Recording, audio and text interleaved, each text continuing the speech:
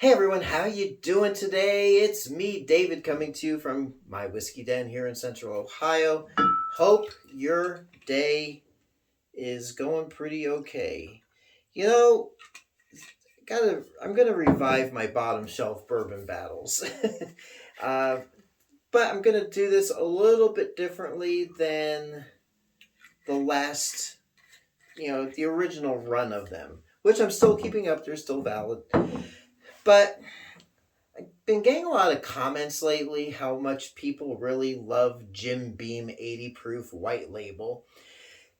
And I will have to admit, it's a solid bourbon. I mean, it's when the casual person thinks of bourbon, they're usually thinking Jim Beam. White label, it's iconic. And I admit it. I'm not super crazy about it, but it is pretty much a standard bourbon, especially I would assume in other parts of the world where if you're in maybe England or Australia or some other country, when you consider what bourbon is, I think your idea of it is Jim Beam. You're not going to be thinking of any of the myriads of imitators probably. But so I want to match up Jim Beam with several of the other bottom shelf offerings at around 80 proof and just see how it stacks up. And for us here in the States where we have a huge selection, if you got $15-20 and you want a good bourbon, let's match up Jim Beam to some of the other stuff that we got out there, right? So we got Jim Beam, duh, 80 proof bourbon, aged. I believe it's a 4-year age statement. Uh, the world's #1 bourbon whiskey. There you go, right on the label. If it says so on the label, it must be true, right? Uh, and it is a 4-year age statement. And we're going to pit it against Ancient Age, which is got a minimum 3-year age statement. It's 80 proof. This is out of the Buffalo Trace Distillery. And it is the same mash bill as Blanton's, only it's watered down to 80 proof. Let's see what we got. All right, let's do it. And I was gonna do this blind, but nah. I got a cool little Jim Beam snifter right here. Figured I'd use this for the occasion. I mean, and it smells like a decent bourbon. It's got some sweetness on the nose. I'm getting that hit of malted barley. I'm getting some rye, that corn sweetness. Let's see what we get.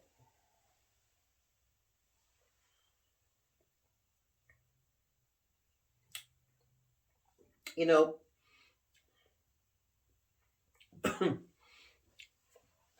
hey, that hug.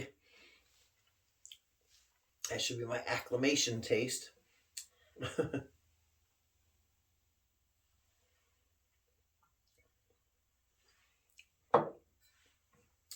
It's a good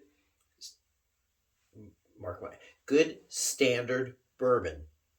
If I was making like a 7 and 7 without the 7 Up, more like Sprite, and not Seagram 7, but bourbon, it would hold up really good in the glass, as in a cocktail or whatnot. I have to say, it does taste to me like it's a higher proof than 80.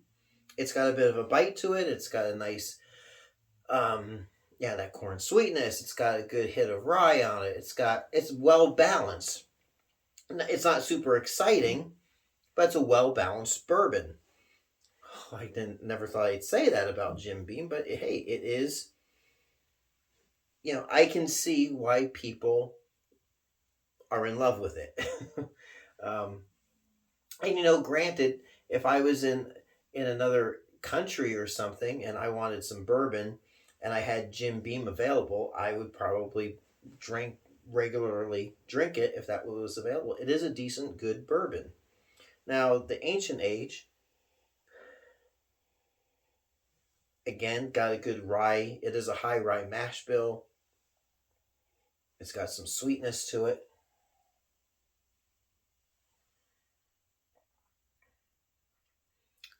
It's sweeter and it's smoother. It doesn't have a super bad burn. It's not harsh. I would say that compared to this, the Jim Beam has a bit more of a harshness to it. But then that's what people's idea of bourbon is. It's got to have that harsh quality to it. But the Ancient Age is very smooth. It's a much smoother bourbon.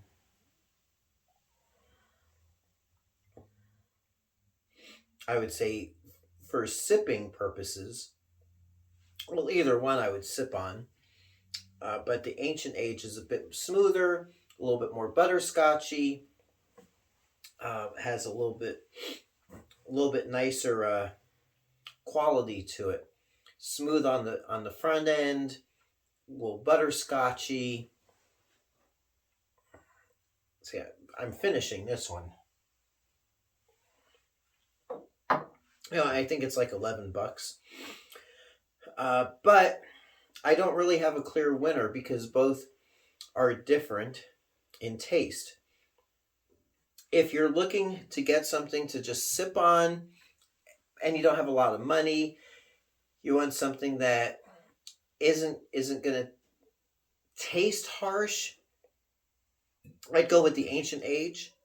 If you're looking for a more, to be honest, more robust bourbon, something to mix, to use as a mixer in a cocktail, or even just to have it on the rocks, Jim Beam, there's nothing wrong with it. It is a good bourbon.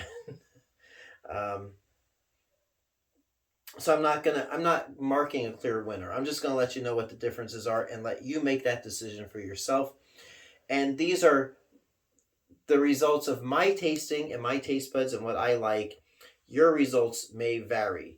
You may think Ancient Age is just a cheap old bourbon, I like it. It's good. It's nice and smooth. Again, butterscotchy, caramelly. It's a lot smoother than the Jim Beam, which does have a bit of a harshness to it. But again, that's something that people are looking for in a bourbon, I think. And it does taste like it's at a higher proof. If I was doing this blind, I would think it was a 90 proof bourbon. So there you go. So yeah, that's it. So until next time, it's me, David, coming to you from my whiskey den here in Central Ohio. Hope your next pour is your best pour. What is your experience with either one of these? Please let me know in the comments. And I do read all the comments. I try to give each comment a thumbs up and a heart and all that good stuff. I try to reply if I have something meaningful to say. And yeah, we'll leave it there. So we'll see you soon. Thank you so much for watching. Hey everyone, if you like what you see, please like and subscribe so you can be notified of future videos as they drop. Thanks for watching.